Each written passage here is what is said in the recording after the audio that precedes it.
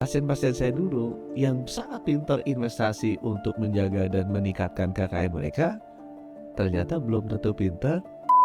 Nah, itu ditanya mereka itu, impian untuk karir ke depan apa? Bayangan saya, wah menjadi banker di katakanlah entah Mandiri atau kalau perlu di Singapura, gajinya besar kayak gitu-gitu. Ternyata enggak. Number one itu adalah Kalau ini jalan, mudah-mudahan nanti bisa dijalanin Pak Gufron. jadi ini kalau saya sebut, mohon maaf, ini namanya BGS, ini bukan Budi Gunadi Sadikin, tapi baik sobat semua, hari ini kita kedatangan tamu yang luar biasa, orang nomor 1 kesehatan di Indonesia. Nah, saya Direktur Utama BPJS Kesehatan, Gufron Mukti, dan akan menanyakan beberapa dan wawancara sama beliau. Untuk itu saya bacakan pantun dulu. Ini semacam standar operating procedure di BPJS. Makan durian dengan ketan, ketan dimasak dengan santan. Selamat datang Pak Menkes di BPJS Kesehatan agar terjaga sustenabilitas JKN. Nah, Pak Menkes, ya Pak Budi Gunadi Sadikin, ya Menteri Kesehatan Republik Indonesia, selamat datang di podcast BPJS Kesehatan ini. Saya kira sehat itu penting sekali, makanya orang bijak mengatakan health is not everything, but without health everything is nothing. Nah, menurut Pak Menkes, gimana tentang investasi di kesehatan ini? Jadi saya jadi bankir ini 30 tahun. Kalau bankir itu ngurusin pasiennya adalah orang-orang yang investasi di kekayaan, gitu ya. Nah, habis jadi bankir 30 tahun, saya lihat nih, banyak pasien-pasien saya, dalam tanda petik ya, yang sangat pintar investasi untuk meningkatkan dan menjaga kekayaannya mereka. Nah, begitu saya jadi Menteri Kesehatan, ini kan ngurusin pasien kesehatannya. Investasi kesehatannya seperti apa. Nah, sesudah saya lihat pasien-pasien saya dulu yang sangat pintar investasi untuk menjaga dan meningkatkan kekayaan mereka, ternyata belum tentu pintar berinvestasi untuk menjaga dan meningkatkan kesehatan mereka. Jadi ngurusin kesehatan lebih susah dari ngurusin kekayaan. Luar biasa ini. Baiklah, dulu saya yakin betul dan saya merasa Pak Menkes kan tahu persis ya, sejak awal BPJS belum ada sampai ada, jadi tahu, merasakanlah perkembangannya. Mungkin bisa cerita gimana menurut pandangan Pak Menkes perkembangan BPJS Kesehatan? Ini teman-teman, saya sama Pak Ali Gufron ini sejarahnya panjang. Termasuk pada saat pertama kali BPJS dibentuk, gitu ya. Pada saat BPJS dibentuk, itu saya ingat 2014 kalau nggak salah, BPJS dulu namanya apa ya Pak Ali Gufron ya? BPJS itu dulu PT Askes. PT Askes. PT Askes itu ada swastanya tuh, ada swasta. Sebelum InHealth tuh namanya apa ya? Aku lupa ya. PT Askes ya. PT Askes. Jadi dia ada yang melayani swasta, ada yang melayani publik. Karena dia jadi 100% melayani publik, itu swastanya mesti di spin off. Aku ingat sekali itu. Jadi dipanggil sama Menteri BUMN, saya di Rut Mandiri waktu itu untuk mengambil alih porsi Askes yang swasta. Karena porsi Askes yang publik jadi BPJS. Nah, pada saat ini terbentuk, kita kasih nama Mandiri InHealth. Itu cikal bakalnya, asal muasalnya itu dari Askes. InHealth waktu itu. Mandiri InHealth. Jadi saya nyari tuh siapa yang pantas, yang ngerti jadi komisaris utama. Waktu itu pertama kali kenal sama Pak Ali Gufron. Pak Ali Gufron waktu itu wakil Menteri Kesehatan. Terus bilang wakil Menteri Kesehatan dan bidangnya di jaminan kesehatan. Jadi seperti itu cocok. Jadi akhirnya saya kenal Pak Ali Gufron tuh 2014. Beliau adalah komisaris utama anak perusahaan Mandiri yang namanya Mandiri InHealth yang bergerak di bidang asuransi kesehatan swasta yang merupakan pemecahan dari Askes. Dan pada saat itu saya melihat kondisi keuangannya ya nggak bagus-bagus amat. Jadi kita sama-sama di sama Pak Ali Gufron lihat, aduh kondisi keuangannya nggak bagus, layanannya juga ke pemegang polisnya juga nggak baik, kemudian hubungan dengan rumah sakit juga nggak bagus, pembayarannya ketunda semua. pokoknya benar-benar mulainya tuh dari dasar sekali. Jadi kalau kemudian saya ngelihat ini sudah hampir 10 tahun ya BPJS, udah jauh berbeda ya.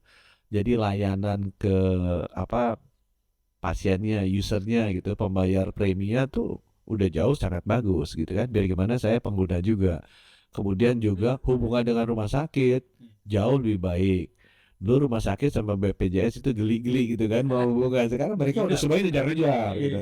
Dan dibayarnya dulu lama, sekarang dibayarnya cepet. Jadi saya lihat kita nggak punya hutang. iya nggak punya hutang. Dan kondisi keuangan BPJS juga waktu pindah in-health itu kan nggak bagus. Sekarang kondisi keuangannya kan udah sangat bagus. Jadi saya melihat bareng-bareng nih sama Pak Gufron ya, 9 tahun terakhir sudah terjadi kemajuan yang sangat luar biasa dari BPJS. Terima kasih. Selamat ya dari Pak Aldo. Observasinya luar biasa nih. Nah, selama kurang lebih hampir 10 tahun, memang hubungan BPJS dengan Kemenkes ini banyak dinamikanya gitu. Kelihatannya kali ini yang teman-teman tuh cerita, wah kok bagus sekali dengan Kemenkes sekarang, sangat erat dan enak begitu ya. Nah itu mungkin ada kuncinya atau strateginya gimana Pak Menkes? Kuncinya emang cocoknya karena kalau saya ngelihat ada dua organisasi atau dua kelompok yang bertentangan, apalagi pertentangannya keras, itu biasanya masalah pemimpin ya Pak. Oh, Jadi kalau kita lihat, oh ini nggak cocok.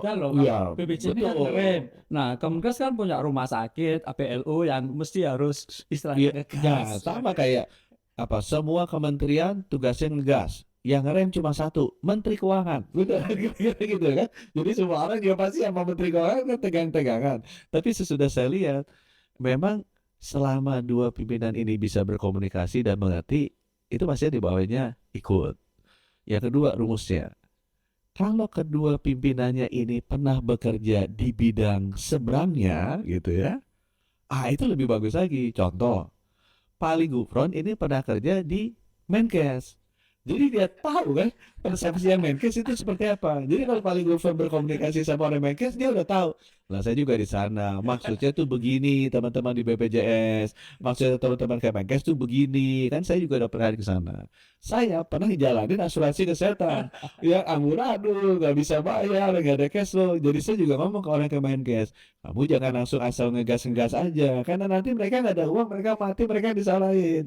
Sehingga dengan demikian, karena pemahamannya sudah pernah di sisi sebelah sana, jadi kita ngerti. Jadi saya habis ini saya mau ngomong sama Pak Gufron, ini kayaknya perlu juga diputar juga ini kepala divisinya BPJS terus jadi ke Kemenkes, Kemenkes tukar ke BPJS.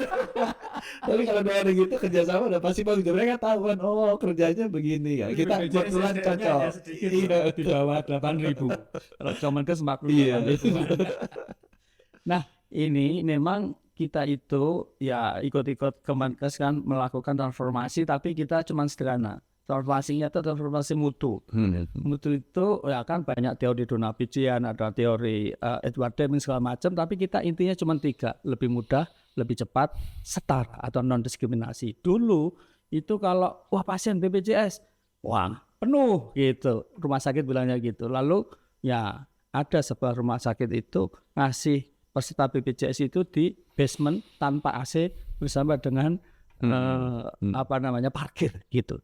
Nah untuk itu sekarang kita nggak mau ada fotokopi, nggak perlu lagi, semua bisa antri dari rumah dari mana saja. Nah untuk itu kira-kira dari Pak Menkes ya memang masalah rumah sakit kaitannya dengan akses ini kira-kira bagaimana bisa lebih bagus lagi. Sekarang sudah berkurang banyak komplain terhadap diskriminasi tadi ya. Nah itu gimana biar lebih bagus lagi transformasi mutu ini? Memang ujung-ujungnya saya dan Pak Gufron ini dan seluruh regulator di bidang kesehatan, tujuannya kan kita harus memberikan masyarakat kita layanan kesehatannya itu mudah pertamanya, kedua kualitasnya harus bagus dan harus murah. Kalau saya sebagai pasien gitu ya, semuanya kalau datang ya jangan antrinya panjang-panjang, jangan nunggunya lama-lama gitu, nggak usah jauh-jauh, mudah gitu ya. Kemudian yang kedua, jangan masuk layanannya jelek gitu kan, tahu-tahu pulangnya masuknya pintu depan, keluarnya pintu belakang, gitu bercandanya orang-orang kan. Kita pengen kualitasnya bagus. Dan yang ketiga, murah. Nah saya ngelihat kalau dari BPJS sekarang, BPJS sudah sangat maju dari sisi kecepatannya untuk daftar, untuk proses, itu dari sisi pasien udah bagus, ya. Isunya adalah memang di fasilitas kesehatannya. Nah, ini memang tugasnya Kementerian Kesehatan, pemerintah daerah dan pemerintah pusat sebenarnya, ya. Nah, makanya sekarang saya melakukan banyak investasi besar-besaran untuk memastikan agar fasilitas kesehatan itu bagus, ya, terutama yang pemerintah punya. Karena kalau yang swasta kan mereka bisa mengelola sendiri, ya. Tapi tujuannya supaya apa? Supaya nanti dia udah punya kartu BPJS, udah ngerasa dia bayar, jangan sampai dia masuk antrian panjang gitu kan. Alatnya nggak siap, dokternya nggak ada.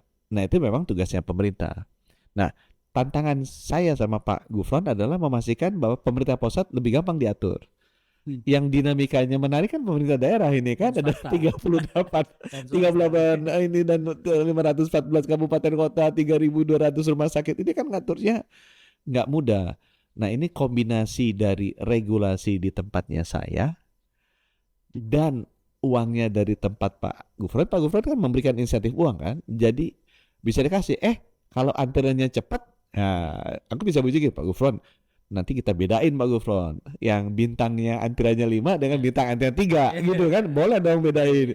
Atau yang kualitasnya misalnya orang-orang banyak kualitasnya 5, kadang masuk sana nggak sembuh-sembuh selama 1 bulan gitu, yang sama sekali datang udah sembuh, itu nanti bisa. Nah, kemudian juga dari harga gitu kan, kalau dia ngecatnya kebanyakan hal-hal yang lain-lain, di sana obatnya 3 aja bisa Pak, di sana obatnya mesti 10. Ini saya usus buntu nggak usah di CT scan, di sana usus buntu aja mesti di CT scan, itu kan bisa kita atur juga. Nah, kebetulan saya kan pegang regulasi rumah sakit, akreditisasi, kelas-kelas, dan saya berharap kalau nanti dari sisi regulasinya kita bisa dorong, BPJS bisa juga dorong dari sisi insentif uangnya, kita bisa memastikan bahwa mutu layanan kesehatan ke pasien itu meningkat terus gitu ya.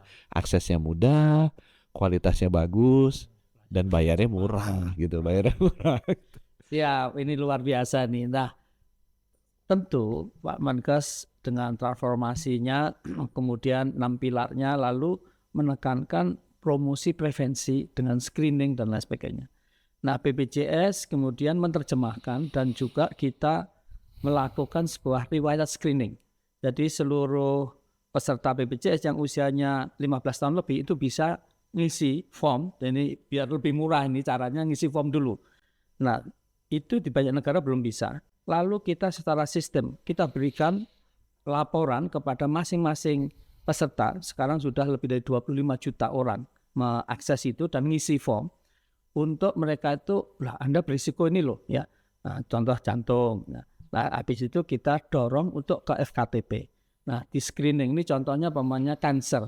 Cancer itu dari yang mereka ngisi form, kemudian kita cek dan kita dengan IVA atau pap smear, itu 3% pap smear positif. Nah, jadi kita tentu alokasikan anggaran juga untuk screening promosi prevensi ini lebih kuat lagi. Nah, mungkin Pak Menkes punya harapan, ya kira-kira screening semacam ini bagaimana gitu? Saya sama Pak Gufron tuh enaknya karena Pak Gufron pernah di Kemenkes, beliau tahu bahwa namanya juga Menteri Kesehatan, bukan Menteri Kesakitan. Kita tuh harus jaga orang sehat gitu kan, bukan mengobati orang sakit. Kalau orang sakit mahal kan, jadi nggak bakal kuat. Sampai kapanpun jangan BPJS, negara pun nggak akan kuat gitu untuk bayarin layanan kesehatan masyarakat kalau strateginya kita di kuratif. Karena ini kan mahal sekali.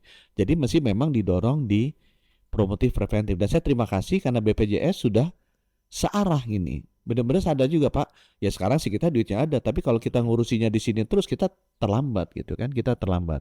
Nah, ini ada tugasnya nih, memang tugasnya saya sebagai Kementerian Kesehatan adalah yang masyarakat kan. Jadi yang screeningnya sifatnya masif, menurut saya itu bebannya biar di kita, ya. Masif tuh semuanya, darah tinggi, kolesterol, gula darah, termasuk yang cancer nanti advance itu di kita. Karena saya jalan juga kan ya, misalnya cancer cervix gitu, kita udah pakai HPV DNA sekarang, itu Pak Gufronnya udah naik. Kemudian untuk yang payudara kita udah pasang USG, jadi kita ultrasound juga selain sadanis. Yang lung cancer kita udah aja CT, low dose CT scan. Kemudian yang untuk colorectal kita udah ada bagi-bagi kolonoskopi. Itu mungkin screening pertamanya dari kita, ya. Karena itu kan sifatnya lebih melayani kesehatan masyarakat. Jadi kita lihat nih, ini kayaknya kita scan dulu, ternyata yang diabetes 13% gitu ya. Nanti kita kasih obat-obatan untuk nurunin gula darah. Nah, pada saat udah teridentifikasi by name by person, nah di sini yang sebenarnya saya senang sekali karena BPJS sudah boleh masuk nih.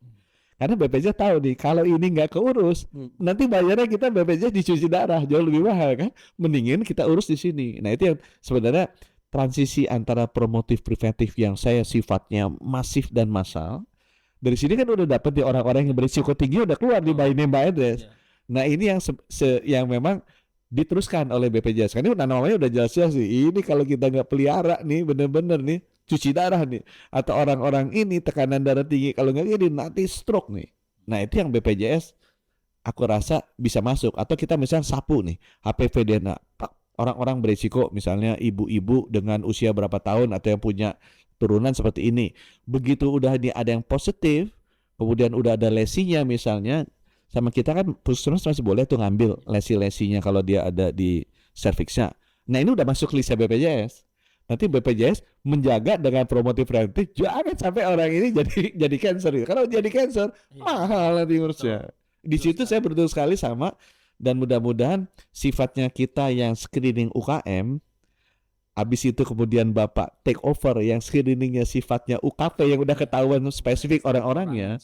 Itu kalau itu terjadi, wah itu akan benar-benar 5 tahun 10 tahun ke depan akan mengurangi derasnya masuknya orang-orang sakit. Jadi strategi kita benar-benar preventif itu. Dan banyak negara juga belum, atau paling enggak belum proses ke sana. Makanya ini yang kayak gini belum ada Pak. Ini kalau ini bisa jalan kita bersinergi ya. Itu akan jadi contoh di dunia Pak. Betul, dan sekarang udah banyak negara-negara istilahnya nyebut ya, sampai namanya Ann Mills itu adalah ketua dari International Health Economic Association di Amerika Selatan. Biasanya kasih contoh itu katakanlah Korea Selatan, Thailand, sekarang Indonesia juga, ini luar biasa. Nah, kita bicara sekarang lebih ke arah kesehatan masyarakat mengenai TB.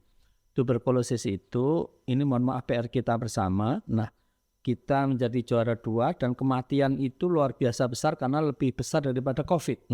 Nah, COVID semua ikut terlibat. Nah, ini bagaimana kita bisa melibatkan keseluruhannya untuk bisa mengurangi kematian karena TB, karena 669.000 penderita TB kita dan kematiannya 93.000 per tahun di Indonesia, setara dengan 11 kematian per jam.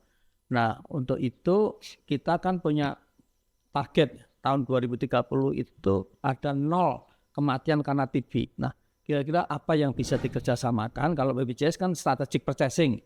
Nah, kira-kira apa yang diharapkan kita bisa bekerjasama untuk sebetulnya ini membantu ya tentunya kesehatan masyarakat Indonesia. Ini TB memang ini contoh yang dimana kita bekerja berdua lumayan kompak nih. Jadi TB ini estimasi WHO di Indonesia 969.000.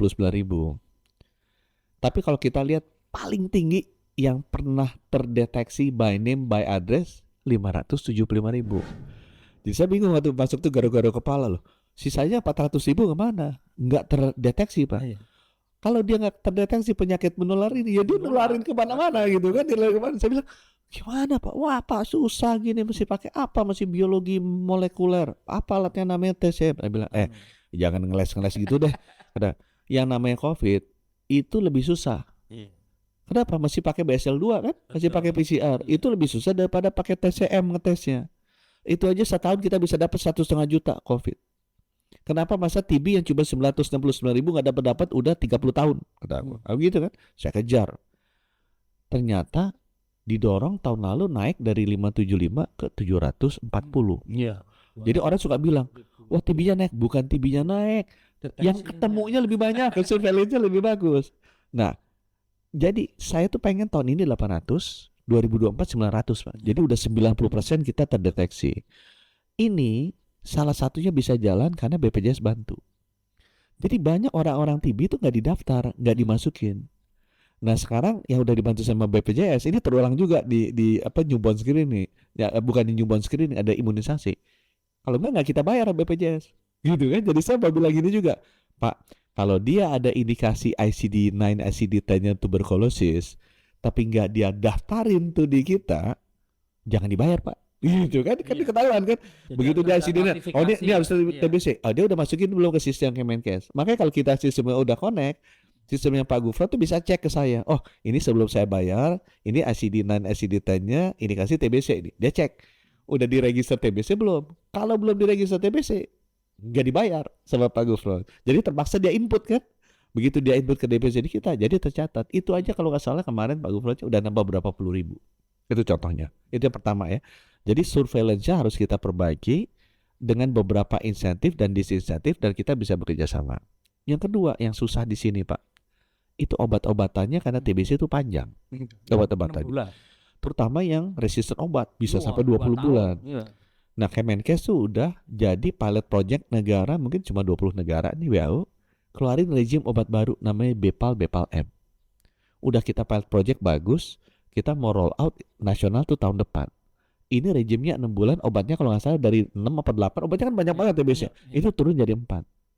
Nah, obat-obatan gini memang selama ini masih di cover oleh kita. Masalahnya adalah mereka kalau minum obat itu putus di jalannya tinggi. Nah, saya lagi mikir gimana ada insentif supaya orang-orang sampai sembuh. Benar. Aku lagi mikir gimana caranya misalnya itu beberapa rumah sakit Iya. kalau misalnya dia udah kasih obat sama Pak Gufron, kalau nggak selesai bayarnya cuma segini. Iya. Tapi kalau selesai Segitu. bayarnya bagus, gitu kan bayarnya bagus. Itu yang kedua ya, urusan obat-obatan. Jadi terapi ya. Tadi kan surveillance udah. Yang ketiga saya juga pengen sharing ke teman-teman nih mumpung Pak Ali Gufron tanya mengenai TBC. Semua penyakit menular kan kita berharap ada vaksinnya kan. Karena vaksinnya udah ketemu 70% bisa diimunisasi kan, herd immunity terbentuk. TBC itu ada vaksinnya, cuma dibikin dari zamannya siapa Robert Koch tahun dulu di awal tahun 1900-an. Jadi efikasinya rendah. Fisik itu sekitar 70%. Nah, itu kan rendah sekali. Nah, kita menyadari itu. Itu sebabnya Kemenkes tahun depan akan jadi tempat clinical trial 3 vaksin. Pertama adalah vaksin TBC yang di research oleh GlaxoSmithKline (GSK) dan sekarang diambil oleh Bill Melinda Gates. Ini berbasis protein rekombinan teknologinya. Tahun depan Indonesia akan jadi clinical trial 3 lokasinya. Ya. Vaksin yang kedua adalah BioNTech. BioNTech ini adalah perusahaan yang bikin vaksin COVID-nya Pfizer. Ini perusahaan di Jerman, startup, jago mRNA. Jadi dia sekarang clinical trial tahap 1, kita sedang memfinalisasi supaya Indonesia jadi tempat clinical trial phase 2 untuk vaksin TBC produksi BioNTech berbasis teknologi mRNA. Dan yang ketiga, kita sudah bicara sama CanSino Biologics, ini pabrik vaksin di Cina yang sudah juga develop vaksin TBC, masuk clinical trial tahap 1 berbasis teknologi viral vector kayak AstraZeneca. Jadi tahun depan tuh mudah-mudahan Indonesia menjadi lokus untuk 3 clinical trial vaksin TBC. Kalau ini jalan, mudah-mudahan nanti bisa dijalanin Pak Gufron. Jadi ini kalau saya sebut, mohon maaf, ini namanya BGS, ini bukan Budi Gunadi Sadikin tapi Bioscience, Genome Science. Iya. Jadi itu pas ini BGS harus dikembangkan. Mudah-mudahan jadi bisa itu. Baik, saya kira kan Presiden beberapa waktu yang lalu, waktu kita di Bandung itu menyampaikan bahwa banyak masyarakat yang tadi juga sebagian sudah kita singgung ke luar negeri. Nah, kira-kira kan ada lebih dari 150 triliun itu per tahun. Jadi kira-kira bagaimana kita bisa bekerja sama itu? Strateginya dari Kemenkes. Kemenkes memang melihat bahwa dengan adanya BPJS itu 2 masalah utama di sistem kesehatan nasional itu relatif terkendali lah. Satu dari sisi demand side. Jadi semua orang udah punya kartu, dia bisa demand akses ke layanan kesehatan karena dia udah tahu bahwa ada yang jamin, ada yang bayar. Yang kedua, yang saya juga senang dengan ada BPJS, saya sebagai bankir itu kan pelit bankir, kita bisa kontrol biaya dengan lebih baik. Tapi hanya untuk rumah sakit yang kerjasama dengan BPJS, ya. Jadi Tapi semua sekarang udah bersama ya. Jadi saya senangnya kan tadi layanan kesehatan tuh harus aksesnya mudah, kualitasnya bagus, harganya murah kan. Akses ini sama murah itu dengan ada BPJS itu sangat terbantu. Nah memang akses ini baru dari sisi demand. Jadi aksesnya ya. Supply-nya kita masih kurang. Jadi alat-alat rumah sakit kita itu masih below rata-rata standar. Jadi saya ngomong misalnya breast cancer, itu kan butuh mamografi. Karena ini kan pembunuh kanker nomor 1 di Indonesia. Dari 3.200 yang punya mamografi cuma 400. Misalnya serangan jantung sama stroke paling banyak meninggalnya. Kalau ada serangan jantung kan butuh katanya gold standardnya primary PCI dipasang ring. Nah itu dari berapa? 514 kabupaten kota cuma punya 44. Jadi demand saja dia punya BPJS, dia masuk ke rumah sakit nggak terlayani mati juga dia. Nah itu yang kita mesti beresin. Nah saya kan kemarin sudah datang ke World Bank dapat pinjaman $4 miliar, 60 triliunan untuk beresin masalah supply side-nya nih. Mudah-mudahan jadi. Saya punya problem kedua adalah begitu alatnya datang 2 tahun selesai, dokternya nggak ada. Dokternya nggak ada, Pak. Ya, jadi SDM-nya ini kita lagi bingung. Itu sebabnya kita bikin hospital base untuk mempercepat. Karena kalau nggak, bisa 15 tahun, 20 tahun baru kekejar. Karena dokter spesialisnya Pak Gufron juga pasti tahu lah. Itu kan gapnya jauh sekali. Banyak dokter spesialis tuh nggak ada di kota-kota besar. Nah, yang kemudian yang harga udah beres. Nah, ini masalah mutu. Ini masalah mutu. Saya mesti ngomong sama Pak Gufron ini. Banyak ditanyakan orang di situ. Jadi tuh dulu orang ke luar negeri itu orang kaya karena nggak ada masalah akses, gitu kan? Jadi dia ke luar negeri. Sekarang kalau saya lihat ya ke luar negeri bukan hanya orang kaya, orang golongan menengah pun udah pergi di daerah Sumatera, di daerah Kalimantan. Kalau ditanya itu lucu saya lihatnya. Oh, saya di sana masuknya lebih mudah. Nggak usah antre. Di sini antre.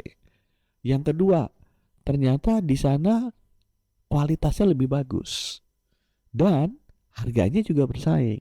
Nah, BPJS sudah beresin nomor 1 sama nomor 3. Tapi mutu ini yang tantangan kita sebagai regulator di bidang kesehatan. Karena bagaimana kan orang nggak mau masuknya di depan keluar di belakang kan dok ya. Dan persepsi di publik tuh makin lama tuh. Ini kita mesti jaga bareng-bareng dok. Saya juga bilang banyak ke teman-teman di dokter, tenaga medis dan jangan sampai persepsi di publik itu layanan kesehatan Indonesia jelek. Kalau orang masuk di sini nggak sembuh, obatnya banyak. Oh tapi datangnya diperiksa cuma 2 menit gitu. Di sana periksa 15 menit didengerin sembuh gitu. Di sini nggak sembuh, udah berapa lama nggak sembuh. Datang ke sana langsung sembuh. Nah ini yang saya senang tadi Pak Gufron udah bilang kita bintang-bintangin Pak layanannya. Karena masalah mutu ini kan mesti transparan Pak. Betul. Kenapa mutu ini jelek? Karena saya kan datang dari perbankan, saya lihat industri itu banyak. Karena industri ini nggak transparan, Pak Gufron. Jadi saya nggak tahu dokter mana yang bagus dan nggak bagus kan hanya dengar-dengar aja. Siap. Tapi kita nggak tahu benar-benar rankingnya itu nggak ada. Rumah sakit udah ada. Jadi saya dengar dari Pak Gufron ini udah mulai kasih bintang-bintang. Itu semangat tuh. Jadi peserta kalau kita bisa bintang 1 tapi jangan ngasih bintang 7 loh. Iya, itu bagus tuh Pak. Supaya itu mencegah. Jadi orang tahu dengan demikian dokter-dokter yang bagus yang ini. Itu mudah-mudahan bisa memacu dokter-dokter yang bagus yang upgrade dong mutunya. Tapi satu lagi saya kemarin ke Medan, saya tanya ibu mau ke Malaysia. Padahal kita tuh saya dulu jadi dekan fakultas kedokteran di UGM, banyak mahasiswa dari Malaysia. Tetapi saya tanya, Bu, kok kenapa harus ke Penang?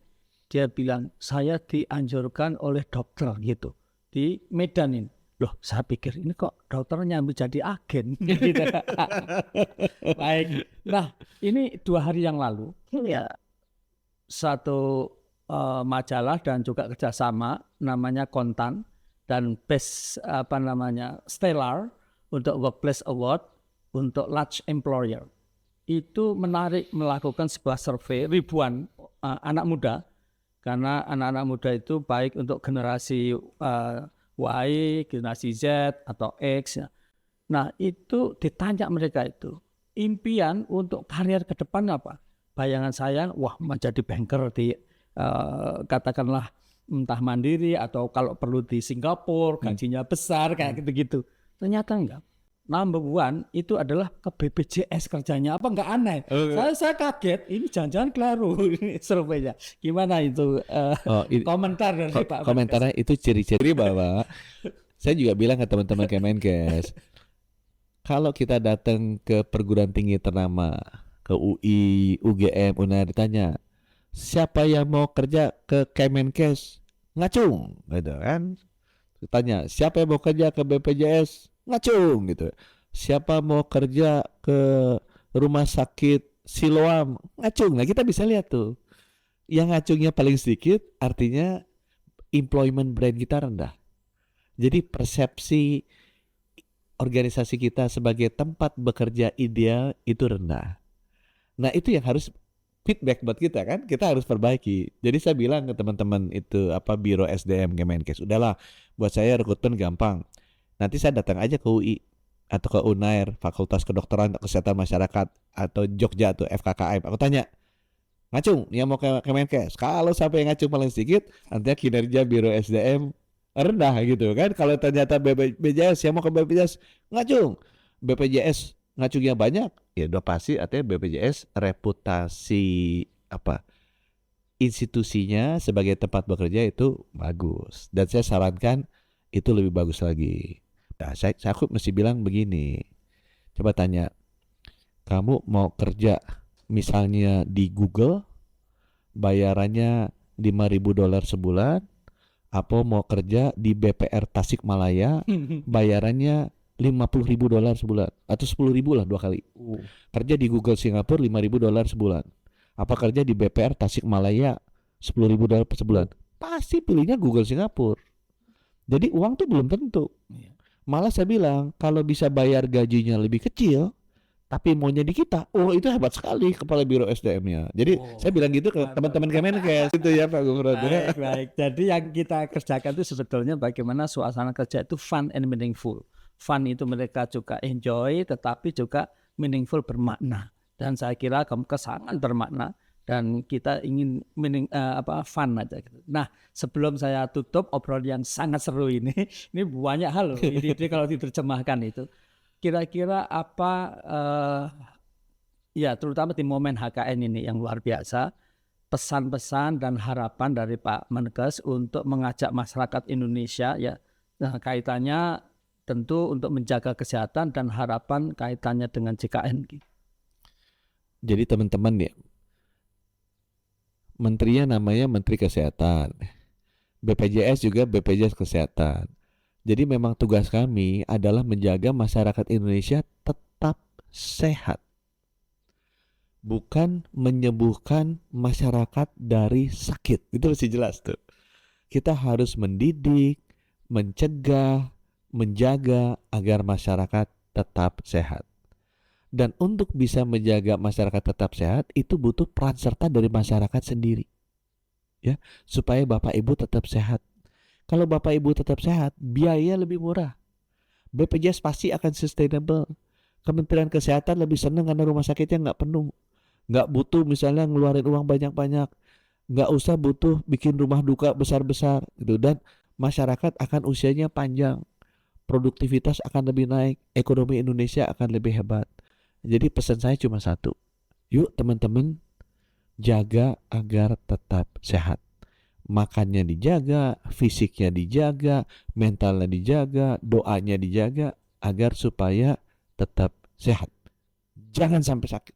Gitu. Luar biasa ini. Baik, kalau begitu kita akhiri, tapi begini sobat podcast semuanya, itulah bincang-bincang kita kali ini dengan narasumber yang memang luar biasa dan sangat istimewa, dan tentu kami berharap sobat podcast semua untuk bisa menantikan satu bentuk dialog seperti ini yang memberikan inspirasi yang luar biasa. Jangan lupa tadi pesan dari Pak Menkes, tetap jaga kesehatan diri, keluarga, karena sehat itu mahal. Kalau sakit ya terpaksa bukan saja kita tidak berhasil katanya tugasnya, tetapi jangan lupa menjadi peserta BPJS dan cek keaktifannya. Untuk itu, nah kita tutup dengan pantun, pergi berlibur ke Atambua, berpakaian rapih, lengkap bersepatu. Terima kasih Sobat Podcast semua. Kita ketemu lagi dan di lain waktu. Aku juga boleh kasih pantun ya. Orang Bali suka makan ketan. Cakep. Orang Bali suka juga memahat. Sore-sore datang ke BPJS Kesehatan Oh. untuk bercerita agar masyarakat Indonesia hidup sehat. Wah. Terima kasih Pak Terima Gufron. kasih Sobat Podcast semua. Saya Gufron Mukti, Dirut BPJS. See you next time.